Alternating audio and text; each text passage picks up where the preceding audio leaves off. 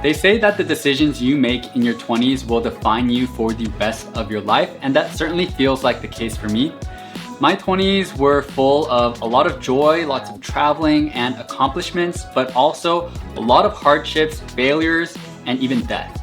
And so today, what I want to do is give you the 10 key lessons I learned, one from each year in my 20s. Now, before I begin, I do want to give a little bit, of a disclaimer that I'm going to be a lot more vulnerable and as raw as I can be, because I want to give you the lessons that I feel like I wish I had told myself when I was younger. So I'm going to be a lot more open, and this is going to be kind of like a new type of video, and maybe one that I don't really make very often. So just want to let you know in advance. All right, with that said, let's go into lesson number 1, which was in 2013 when I was 20. And the lesson is to balance your ambition with the shortcut to happiness, gratitude. Back when I was a freshman going into my sophomore year, I actually was really struggling to find an internship, which is kind of ironic given that my channel is focused on the career space. But anyway, I decided to do something just really different and traveled to Tanzania, where I volunteered and taught English for a few weeks. And then I also climbed Mount Kilimanjaro and got to know just the people on a local level, because I stayed at this hostel with a bunch of people who were traveling, but also some locals as well. And when I came back, the feeling that I got was just this immense feeling of gratitude for what I had, and also my kind of astonishment, and just, back then I was so young and impressionable that at least from the children that I taught English to, the people who I met, they were always so grateful. I think this may just kind of have been more of like a Tanzania thing, but they would say things like Hakuna Matata, which you may have heard from The Lion King, which really just translates to like no worries. And I remember like going on a car ride at some point, and like the tire popped, and then they were just so chill and like happy and like okay about everything. And this is where, I guess like the lesson really comes into play. Back then when I was 20, I would tie a lot of my identity and my happiness to my career and my success. And so coming back from that trip, it really taught me to not really do that, basically. And I think that's a lesson that continues to carry me to this day. It's more important for you to be grateful on a day-to-day basis and balance your ambition for what you want to achieve in the future with the shortcut to happiness, which to me is gratitude. So I guess what to really round this out, I'm saying that I think it's no problem to be ambitious, and that is actually a choice that you can make. And I think it's perfectly fine. It's just that you don't want to lose sight of the shortcut to happiness, which is gratitude, which I think is very easy to forget if you just focus only on ambition. The second lesson, which I learned at the age of 21, is that your mental health is the foundation for everything else in your life. So what happened back then was that someone really, really close to me was diagnosed with bipolar disorder. And since then, over the past 10 years, also with anxiety, depression, schizophrenic thought disorder. And so I was exposed a lot to mental health throughout these past 10 years, and also back when I was 21. And it was much more of a shock back then for me because it was my first time being exposed to it. And I think mental health has made a lot of great strides since 2014, where now there's a lot less stigma around it, and things like therapy are a lot more openly talked about. But what I just really learned at that age was how fragile the mind is, and how your mental health is truly the foundation for everything else. If you don't have it, then you'll lose everything else in your life. That person lost their friends, their career, a lot of their physical ability. I mean, mental health can really, really take a turn for the worse so fast and quickly. And so if you feel like something is making you lose your sanity, it's probably just not worth it. On the note of mental health, it took me about until the age of 27 to go to my first therapy session, which quite literally, I kid you not, changed my life, and I wish I had gone a lot earlier. As you'll learn later on in this video, in my late 20s, I closed down my first business and was dealing with a lot of family issues, which all led me to feeling extremely lost. So my therapist didn't fix everything for me, but she helped me become a lot more self-aware. And she gave me a lot of really concrete steps I could take to understand myself, which helped me with my own sense of direction. And so that's why I'm really happy to be working with BetterHelp, the sponsor of today's video. And they're on a mission to make starting therapy easier. I know a lot of my friends want to go to therapy but have issues finding a therapist, which is often the hardest part. But finding a therapist is super easy with BetterHelp. You just fill out a questionnaire that connects you with a qualified therapist that's a good fit for you, and you're connected after just a couple days, so the process is very fast. And you can use either your phone or computer to send messages or make phone or video calls, so there's a lot of different choices for you. BetterHelp has over 7,000 reviews and a 4.5 rating on Trustpilot, and so if you're considering therapy, feel free to check them out using my link below or go to betterhelp.com/rareliquid, which will give you a 10% discount. All right, let's now go into lesson number 3, which I learned at the age of 22, which is that the good days are ahead of you, not behind you. To give you some context of why I was in this kind of headspace and why this lesson was relevant for me was that I was graduating college at that point, and college was such an amazing time for me. And people always say that college, those 4 years are your best years and all of that, right? And that's not true for everyone, but it was really great for me. And I was leaving for a job in investment banking where I was so nervous about how my work-life balance would be and how I'd be working crazy hours, and now entering the real world, right? And being a real adult. And so it was tough for me to really think about how my life was going to get better. And I would say that now that a lot of time has passed, I think this mentality that I always try to keep in mind of that the good days are ahead of you instead of behind you is super, super important, because otherwise what's the point of life and living if you don't think that better days are to come, right? And that doesn't mean that your memories and the past experiences, there will be highs that maybe you will never achieve, but I still always am optimistic that the better days are always ahead of me. And so hopefully that's something that you can incorporate as well.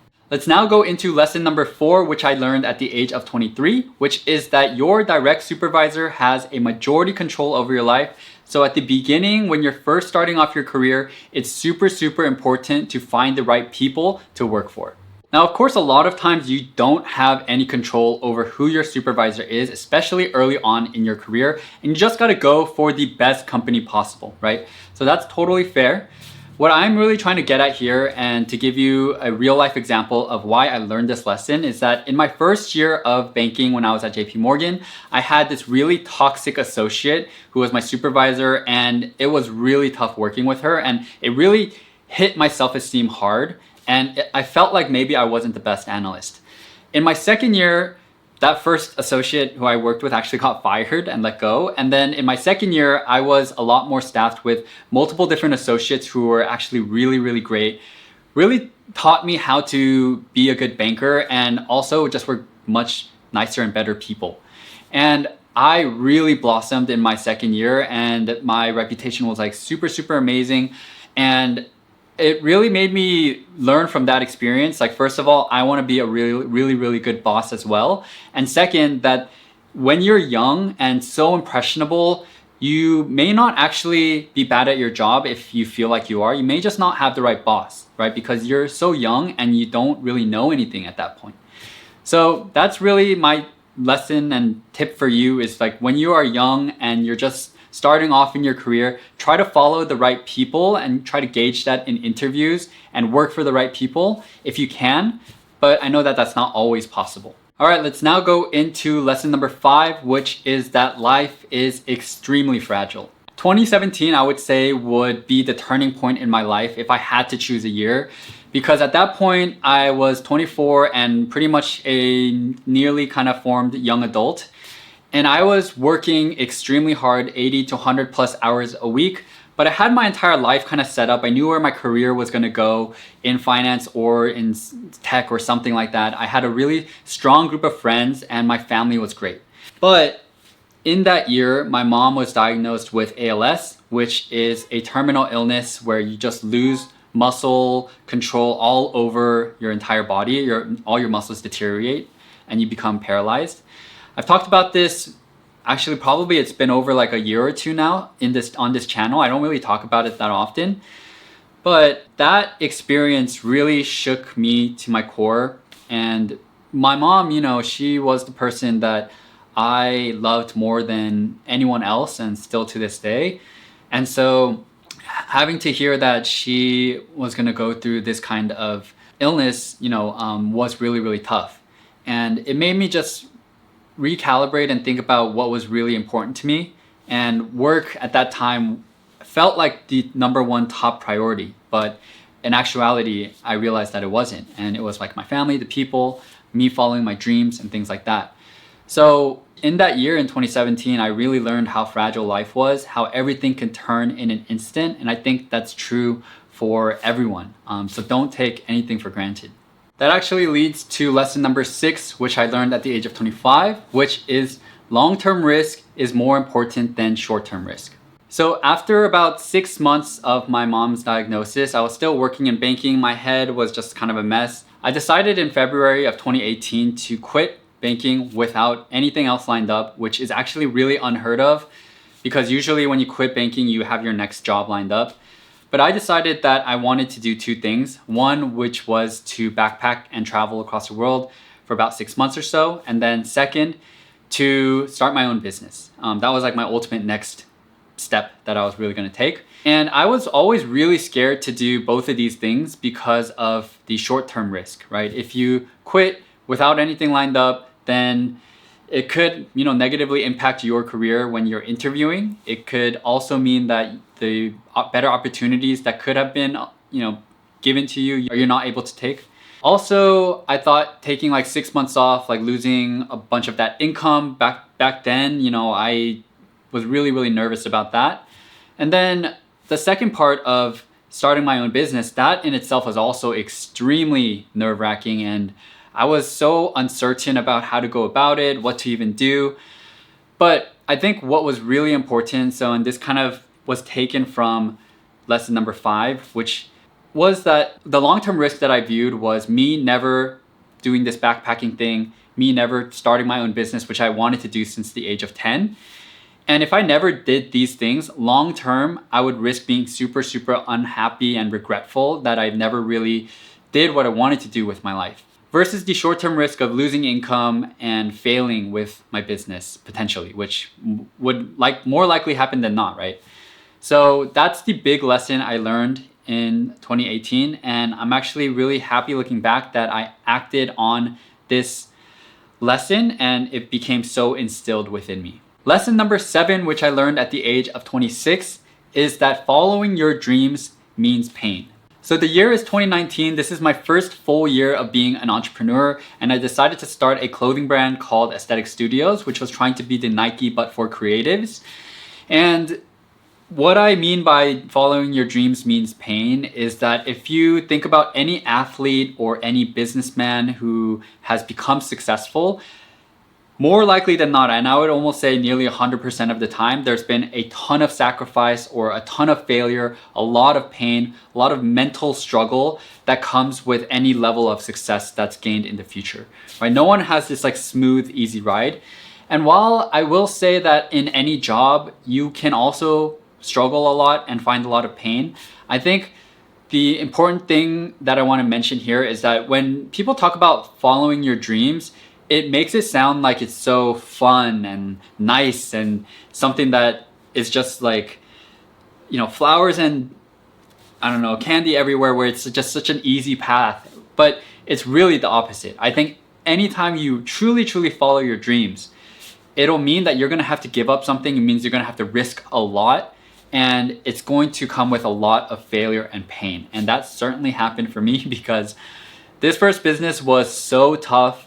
I remember being in a lot of physical pain because there was so much to do with clothing, like physically, just so much uncertainty, and it was so mentally taxing every day, feeling as if my business was going absolutely nowhere, when I would see a bunch of my friends like buying new cars or houses with their like nice stable jobs, and I was struggling to say yes to like a lunch or dinner that my friend wants to go to because it was like $40 or something like that. So following your dreams means pain, something that I do think that it's important for you to not be afraid of that. I'll talk about that in a bit, but I do want to mention that that's like a realistic lesson that I think was really ingrained within me. All right, let's now go into lesson number 8, which I learned at the age of 27. And it's kind of a dual lesson, but basically it's that the greatest teachers in life are failure and death. So there's a lot to explain here, but I want to save some of it for the later lessons. So I'm gonna first start off with the greatest teacher, or one of the greatest, being failure. So at the end of 2020, I decided to close down my clothing business because it was really just going nowhere, and it was just getting really out of hand in terms of how much cash we were burning. So I closed it down, and I remember at the end of that year, I felt like I was nearly depressed. I couldn't really get out of bed super well, and I felt like a failure, really. I would say that looking back now, that was such a pivotal and important lesson that I learned of hitting absolute rock bottom. I am so grateful actually for that experience because, there's so many reasons, but I'm able to now contrast that with my business now, for example. I learned so much about things that don't work. And so now I'm better at doing things that do work. There's so many great lessons from failure that make me think that it's actually very important not to run away from it ever. And do your absolute best to put yourself in uncertain situations where the outcome is not certain, and deal with the consequences and react the best you can to what happens to you. So that's one thing. The second part of one of life's greatest teachers being death.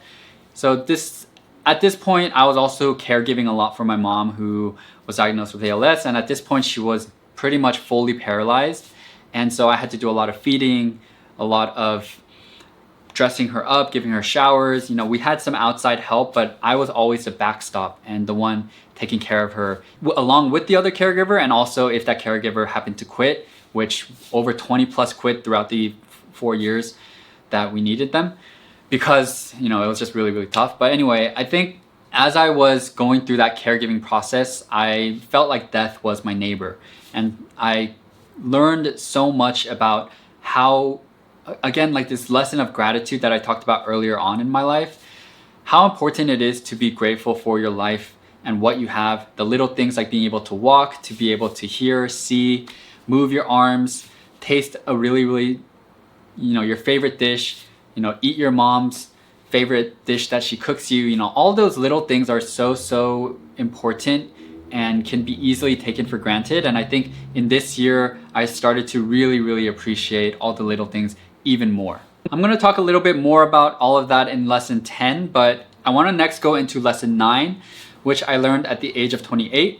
And I'm going to steal a quote from Steve Jobs, who said that you can only connect the dots looking backwards. And I want to add to that, have faith in yourself. So I mentioned that life was really tough at the end of 2020 when I closed down my business, but I kind of really just, after a few weeks, got back to it and started Rare Liquid. And so I started Rare Liquid in January, around like 19th, 2021. And I just decided to kind of go for this next business idea. And now that it's been a few years, things have worked out really well. I'm able to make really good income from Rare Liquid and build out my team, like really fulfill that dream that I had since I was 10 of being an entrepreneur. And you can't be one if your business sucks or fails, right? And so now that things are going well, I'm able to look backwards and see how a lot of the things that I did in my past really connect to where I am now. So for example, ever since I was in high school, English has been my favorite subject. Being creative has always been important to me. In college, I started really focusing a lot of my career, went into investment banking, and those two things of finance and being creative kind of combined into what Rare Liquid is today, right? I get to be creative with a lot of the content I make, also with this business that I create, because we have much more than just content. We have like an AI newsletter, we have an MBA course and a banking course that I'm working on. And after these are all set up, I want to build out an entirely different kind of idea. And I'm so excited every day to be able to work on this business, control my own lifestyle. And I think I could have easily lost faith in myself at any point of the process. So for example, for me would have meant giving up on being an entrepreneur and just going to business school like I did and finding a job, right? But I always kind of had faith in myself and the fact that I could start something and it could go somewhere. And I think it's only with a lot of time that you can tell like when you will actually get to that point.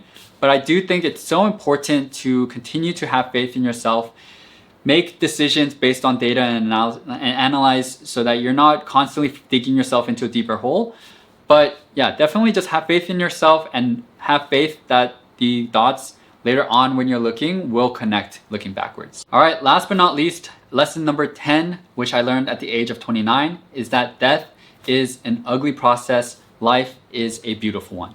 So I've never actually shared this publicly anywhere, and I really struggled to do so because when my mom passed, being a content creator, I think there's a lot of times pressure or not like an internal pressure or something, I don't know what to call it, to share your life more than other people do, right? And I remember actually even talking to another creator and he was like, oh, when are you gonna share this? And I was like, I think I'm gonna wait a year at least. And then he was like, what? You're gonna wait a year? Because my mom, as I mentioned earlier on in this video, is a person that I loved more than anyone else and still to this day, right? And so it was always a very special, almost like sacred relationship or sacred thing that I didn't want to release because I felt as if I felt like I didn't treat this right, then it would really damage the kind of sanctity of what my mom meant to me. And so now it's been 2 years. And so she passed away in October 5th, 2022. And at that time I was in business school and it was, a really, really tough experience, of course. And it really was her entire illness when she had ALS from 2017 to 2022. It was 4 or 5 years of a lot of mental and emotional and physical struggle. Like being one of the primary caregivers for someone with ALS is extremely, extremely hard, and I won't go too much into it. But anyway, so death being an ugly process, the way she passed was really, really hard for me to go through. And then also, you deal with like the burial, like cemetery stuff, like all these things. When you deal with it for the first time, it's really, really jarring and tough.